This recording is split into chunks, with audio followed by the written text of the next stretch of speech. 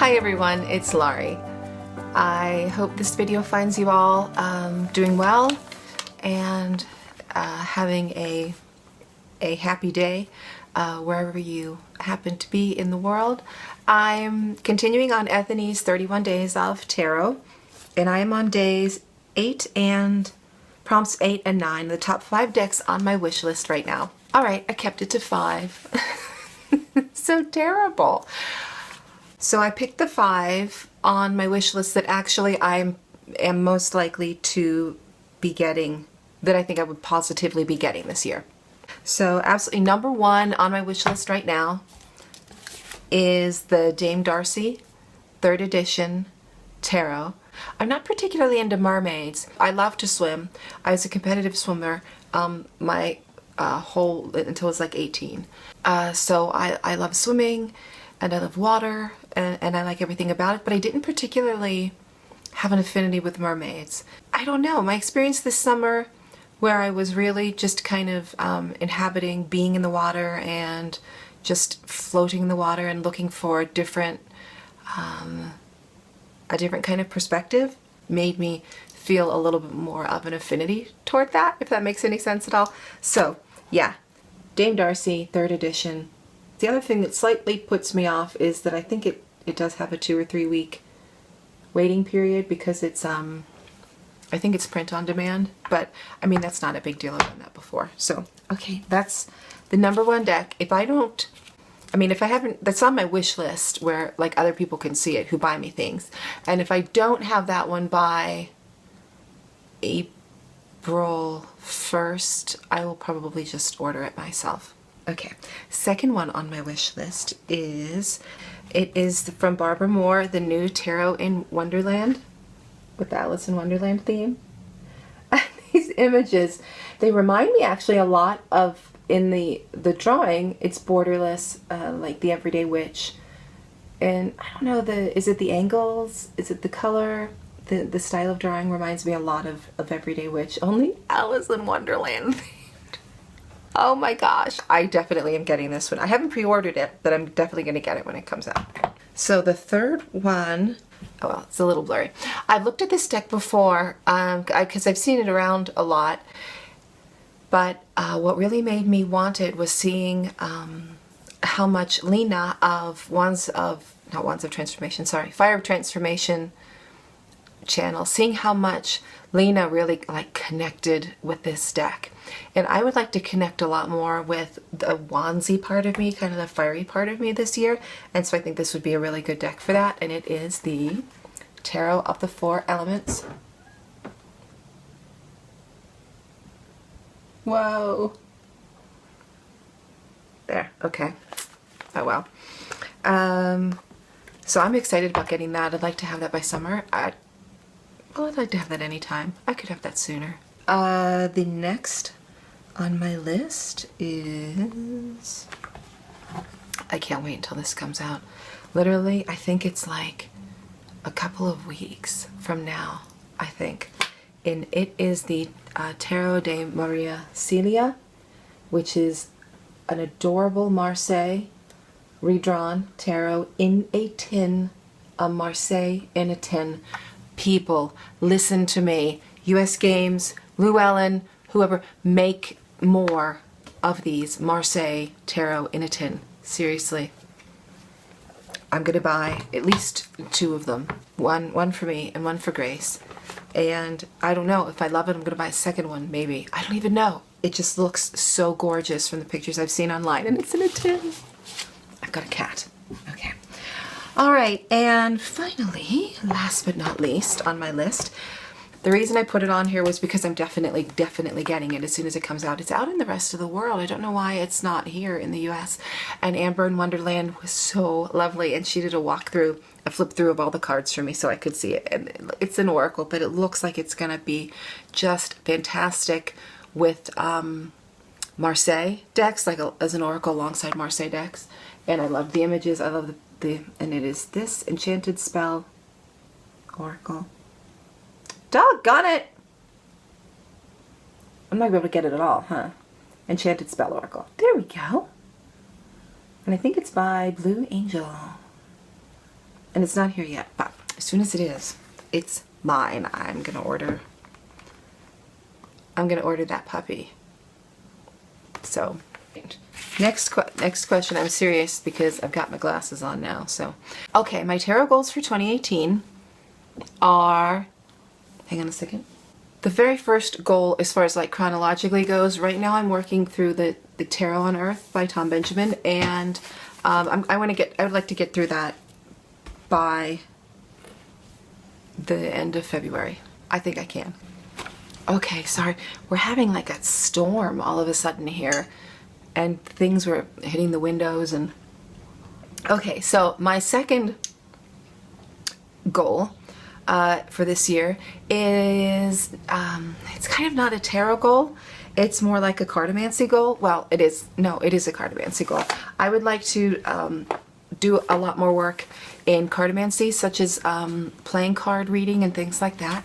I'm really interested in that as well. I put together for myself a little cartomancy notebook with all of my printy-outy things from the internet. Specifically, I like working with the, I think it's the Hedge Witch, the Cunning Folk method. And the website used to be called the Hedge Witch, and it was hard to find because it went offline, but you can still get it through the Wayback Machine. And it's the website that's referenced on Camellia Elias's website. And I mean, like, okay, so the first most rule is easily had. Red cards are good and black cards are bad. The second most rule shall bring greater fruits. It deals with the meaning of each of the suits. The hearts count as love, family and friends. Diamonds are money, wealth, means, and it ends. Clubs shall mean work, calling, and plans, and spades are the troubles that plague every man. It's like Dr. Seuss, except, you know, it's for cartomancy, so it's easy for even people of, I think it's called middling memory, which might be me, I don't know. The third most rule toward number inclines. Just note the card's pips, and these are the signs. The ace brings beginnings, the 2 gives exchange, 3 shows things growing, but 4 does not change. 5 is the body, its health and its stead. 6 shows a path that the seeker shall tread. 7 brings troubles that fate has assigned, while 8 shows ideas and thoughts of the mind. 9 heralds change, and 10 is the end. While kings are the symbols of power and men, queens are the emblems of women and truth. A jack is a message, a girl, or a youth. Even a witch of dismal memory may assimilate these rules over time, and having done so, shall have a serviceable oracle at her disposal. That's fun. I really want to work a lot more on that. Plus, I'm starting to get into playing cards a little bit and kind of collecting them and looking at them, and that's fun. That's a fun little sideline. Technically not tarot. My third tarot goal for 2018 is doing some more things with my Instagram account. I really love Instagram as a social media, and I feel like it's beautiful. It's creative, it's like instantaneous, and so there's kind of this back and forth flow, and there's sharing of all these gorgeous things, and there's so much inspiration on there. There's some, you know, I mean, I just really love it as a way of keeping in touch with people and just seeing what amazing things we're doing. It's like an email list and a magazine all rolled into one, kind of. I don't know, but so I'd like to really focus a lot on doing more of that. My YouTube channel as well. There are some specific subjects on the channel that people have asked about, and I really want to put those together. And there's things I really want to do. I really want to put those together and do some specific like targeted videos, and just kind of continue journaling. I'm working with my healing decks. And I think that's been the place where I've made the most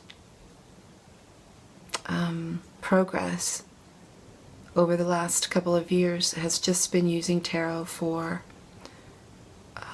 kind of digging into all of that inner work, inner child work, and shadow work, and healing, just healing stuff.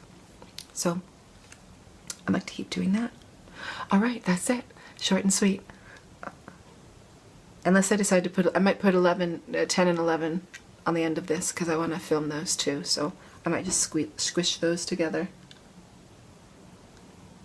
more noises.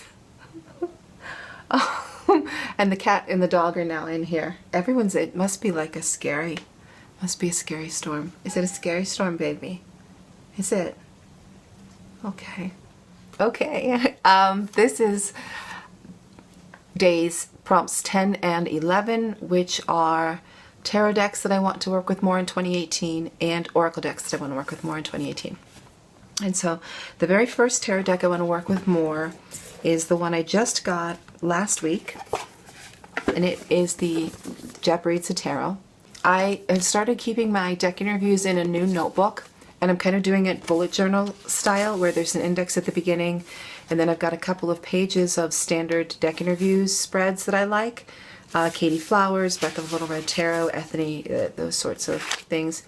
And then I record the various spreads themselves, the decks, the cards that I drew, and kind of a little bit of a write-up about it. I'm not including images or anything like that because most of the time I try to take a picture and put them on Instagram, so if I wanted to find them I could probably go back and look at my Instagram feed. But before this, what I found I was doing when I was putting the interview spreads other places was like sometimes like duplicating interview spreads, which I really didn't want to do, although I think that's perfectly fine. If a certain amount of time has passed and the deck now has kind of a different vibe or you have a different relationship with it, but it was a mistake, so I didn't want to do it accidentally. I did the deck interview with the Japaridze. I think it's going to be a really incredibly healing deck for me to work with this year. The story behind the tarot, how it came to be, the artist had stopped painting. Nino Japaridze had been an artist, I think, in primarily Asian style designs in Paris, and then I think from what I've seen, I watched a brief documentary about this, is that her husband, I believe, her partner died, and then she didn't paint for like 2 years, and when she finally decided to start painting again, the gallery that had been showing her paintings when she was doing her former style agreed to go to do a show for her with her new style of painting. And after going through this period of grief in these 2 years when she couldn't paint, her style was now surrealist instead of like traditional Asian style painting. It was now surrealist style painting, which is just like really fascinating on a psychological level. The story behind that, and then also how she was given the meanings of each of the cards but not images of each of the cards. So she drew and she painted each individual card is a full-size painting, and the book, the Japaridze Tarot book, talks primarily about the painting itself, why it's painted this way, what it depicts, the materials that were used, what it was painted on, the size of the original. A very little bit at the bottom of it is divinatory, and I think that's fine because you can do the divinatory stuff yourself, particularly when this is basically intended to be Rider-Waite-Smith based. In other words, the meaning is Rider-Waite-Smith based meanings. Those were the meanings the artist was given, summaries for each deck, and then she painted out of her own life experience and her own creativity and the things that meaning meant to her. And so I just find that really fascinating, that this deck is basically the creative work of someone who has come through this deep soul-changing experience to be a completely different kind of person and artist on the other side, and yet very much still herself. Like, that whole transformation process is just really fascinating to me. So I think this is going to be a deck that is going to be helpful in that way for me. Okay, so the second deck I'm really looking forward to using is this little Marshmallow Marseille. I'm sorry, the light behind is kind of like I have a halo. Ooh, but if I turn it off, it goes really, really dark, and I'm struggling with light right now. There's a storm, it's craziness. Anyway, so I want to work more with this adorable Marshmallow Marseille, which I just recently put back in order, so I don't want to mess it up. I like you guys and everything, but I just don't want to mess up my deck for you. Sorry. This is the best deck. I just love it, so I'm really looking forward to using more of it. The box is strange. There's too many folds happening here. I am going to be sewing a little bag. As soon as I find a really, really cute fabric, I want something that's like all cute and unicorns or something. Okay, another deck that I'm really looking forward to using more is the Tarot of Prague. I bought this used in a lot, not like a lot, but like a collection. Professional reader was freeing from her collection. I bought this. I bought an Oracle, which I'm going to talk about in a minute, and then I bought another tarot, the, what's it called? Modern Spellcasters. The Modern Spellcasters deck. And I thought, well, what the heck? I'll try the Tarot of Prague. I don't know, it looks really pretty, and it's fantastic, and I love it so much that I did end up going on and ordering the book from Baba Studios, and so it's somewhere in transit. No, I know for a fact it's in New York because it's passed through the New York thingy.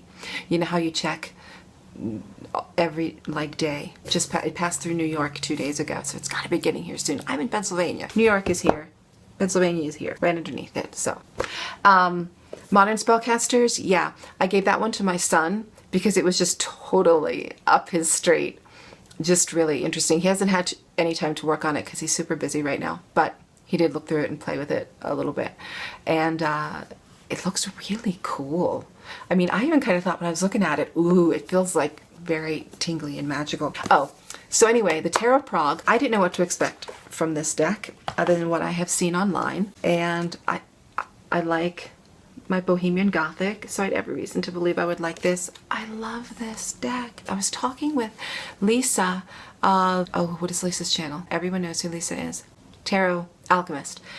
And with her about decks that give you like everyday readings. Do any decks give you everyday readings or not? And I was like, I can't find any deck that just gives me an everyday reading. This was a little bit like annoying to me. And she, I think, was saying something similar, that her decks always kind of talk about like big issue stuff. I started doing readings with this deck. Guess what? It gives me delightful everyday readings. Like the one day I was having a really bad day, and I may have been a little crabby with my family and my husband. I was just like, this isn't, you know, you just have one of those days. And I did a reading. I drew the 10 of Wands and then the Empress. And it was just like, well, quit doing everything and just go be the Empress. You know, I'm just going to quit fussing. I'm not going to do all the things. If the things don't get done, they just don't get done, you know? I'm going to go and get my book and go sit down and read or whatever. And that was a really good thing to do. Like, that was good advice. That's the kind of readings it gives. Just like, to me, it's like my next door neighbor. Like if you had a next door neighbor who maybe came from Czech Republic, and maybe in my mind she is like an elderly lady now, and when you talk to her and she just says things like, why are you doing all this? Just put all those things down and you know, go get a cup of tea and sit and read your book. Why are you fussing with all of this? And that's what it feels like to me. As beautiful as this deck is, it does look like it should read on magical things, but boy, isn't the everyday is magical, and it's really super important too. Because like if I had been having that kind of a day where you're just like, wow, this is, you know, I had to like bee up my nose or whatever. If I had pulled out the Tarot of the She, it would have been ugly. That's all I'm saying. It would have been like, you know, and it would have been like, let's talk about your childhood, you know. So, Tarot of Prague, loving it. Okay, next, and not last, I'm sorry, the Tarot of Transformation. And I want to work a bit more with this deck. The work that I have done with it is really crazy. I think Kasha said at one time from Tarot Map, Kasha said that she uses this to like hear when she wants to hear from like angels, you know, or like divine messages or whatever. And that's kind of true. It's a really nice, very gentle, loving deck. So I want to work a bit more with that one. Even though technically I've had this deck for a long time and I haven't really felt like I was in a place I could work with it. I do feel like that now. Also, the same thing is true for the Inner Child tarot, and it's not here because it's with my sewing machine, because I'm going to sew a bag for that as well. Lastly, the deck I want to work with a lot more in this year is the Our Soma Tarot. I love this deck. And Christine and Celeste says this is the grab on your way out of the house if the house is on fire deck. Oh, I love this card. I love this card. I love the back. Look at that dolphin. Isn't that beautiful? Love it. So yeah, I'd like to work more with the Soma deck and with the system, which I've been doing work on, you know, off and on. I like dip in and then I dip out again for a little while, so I'd like to work more with that system as well. Oracles. All these oracles I just very, very recently got, and I haven't had a chance to work very much with them at all. This one is the Lavish Earth. I finally broke down and got it after I saw Tegan's, who is Cosmic Creeper. After I saw her walk through, and I was just like, I'm just gonna buy it. I haven't had a chance to work with it at all. So it's had been sitting over on my shelf underneath the crystal for a while, kind of. Sometimes I like to let decks sort of get used to the feel of the house and things, and then I feel like I can start working with them. I don't necessarily work with decks straight out of the box. That's actually quite unusual for me to work with a deck straight out of the box. Now this deck I did. I just got this deck, I think, when did I get it? Right before Christmas or after Christmas? I don't remember. Anyway, doesn't matter. It doesn't matter when it was. But it was on this deck is on Amazon sometimes, the Spirit Cats deck. It was Amazon Prime, $20, and I had Amazon points. I did start working with this deck right out of the box because it is just... I'm not particularly a cat lady. I have a cat. I've almost always had cats my whole life, but cats, kids, I don't know, all the things. I can't grow plants, but I've got them all. So geckos, rabbits, ducks, gosh, rats. Rats are actually some of the nicest pets, especially as a first pet for like a teenager who wants to get something unusual. Pygmy Dumbo rat. If any of your kids want to do that, message me and I'll give you the whole rundown. Pygmy Dumbo rats are just absolutely fantastic animals. As I'm showing you cats, believe it or not, rats are great. And you know what I found out? If any of you have the Tarot of Transformation, the energy of these works so well together. Not just the artistic style, which the aesthetic does work very well. So this is more moving from the core, strength, but you see the pyramids and things like that, so it's about being grounded and things like that. And then so here's a card I just randomly chose because it fit, and it's connection. The Spirit Cat reminds us that we are not alone. We are a web of connections. Our attitudes, actions, and energy ripple outward and touch people in ways seen and unseen. No single action stands alone. Each action, idea, and feeling is born out of countless influences, and in turn has its own unique effect. We see this most clearly and dramatically in our innermost circle, but this also extends outward to humanity, the earth, and the universe. Our consciousness dances together, challenging, uplifting, teaching, learning, questioning, reassuring, inspiring, and loving.